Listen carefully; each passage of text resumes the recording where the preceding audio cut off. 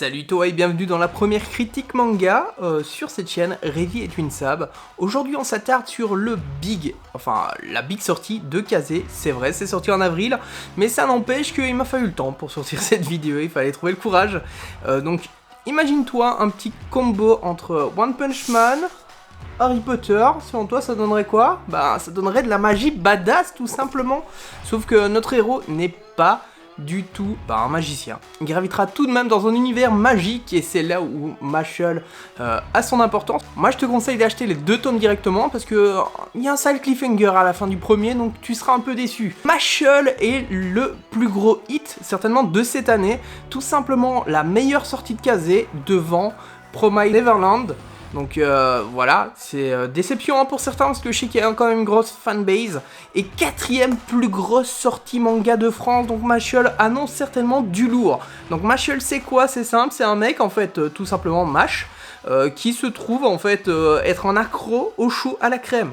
Ah oui, mais tu me demandes pourquoi du chou à la crème dans cette histoire? Qu'est-ce que ça pourrait faire dans un univers de magie? Eh ben c'est à cause du chou à la crème que tout va couler.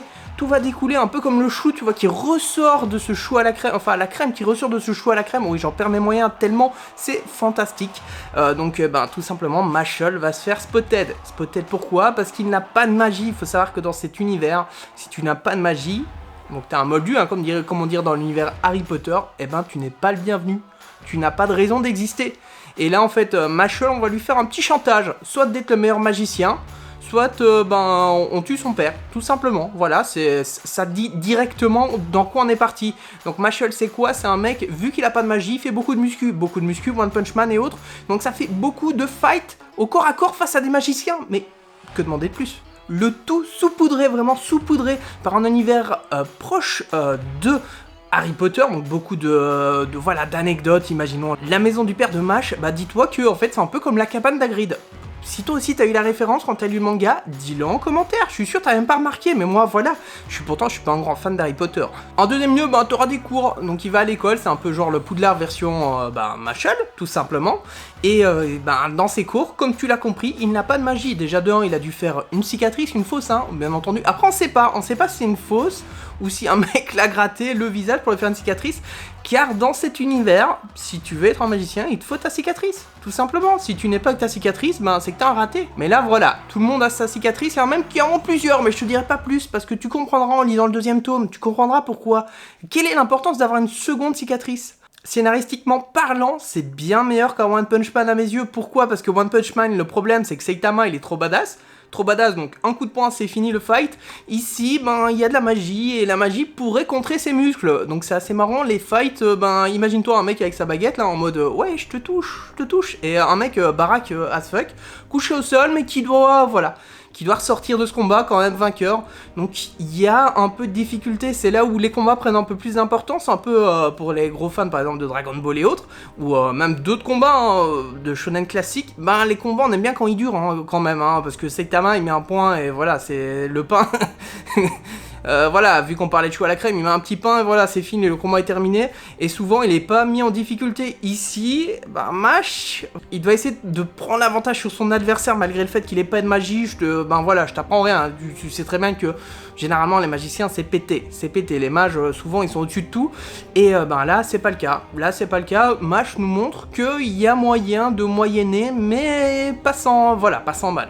Donc ici, ce qui est cool, c'est surtout, comme je t'ai dit, un scénario qui pourrait aller assez loin, là où moi je trouve que One Punch Man, Saitama, la preuve en est, dans les derniers tomes, on le voit quasiment plus, c'est surtout les héros secondaires qui deviennent, pour ainsi dire, héros principal. Ici, il y a vraiment un scénario à tirer, parce qu'il y a le ministère de la magie, donc imaginons, quand il termine l'école, on peut continuer par la suite, donc Mashle pourrait être un futur shonen à en devenir vraiment un big one à plus de 100 tomes, réellement. Là où un Saitama, je trouve que ça devient déjà un peu dur. Après, ça ne m'empêche pas d'être un gros fan de l'univers de Saitama. Donc, comme tu le sais, c'est publié chez Kazé, c'est pour ça que je te faisais la référence avec The Promised Neverland.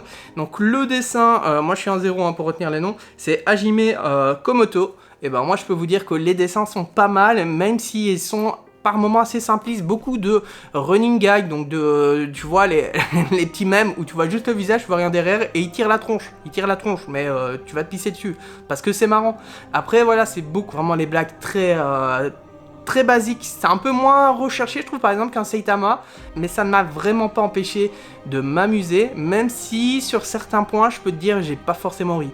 Mais ça m'a pas empêché de me dire, voilà, là j'attends le tome 3, là j'attends le tome 3 dans quelques jours, c'est pour ça que je te publie cette vidéo, parce que le tome 3 il sort début juin, et moi je l'ai. Moi, enfin tu vois, je vais l'acheter directement, parce que moi je veux voir comment Mash il va gravir dans cette école de la magie, face à des mages assez obscurs, et face à des profs qui pourraient lui mettre la misère, parce que au final, il a pas de magie.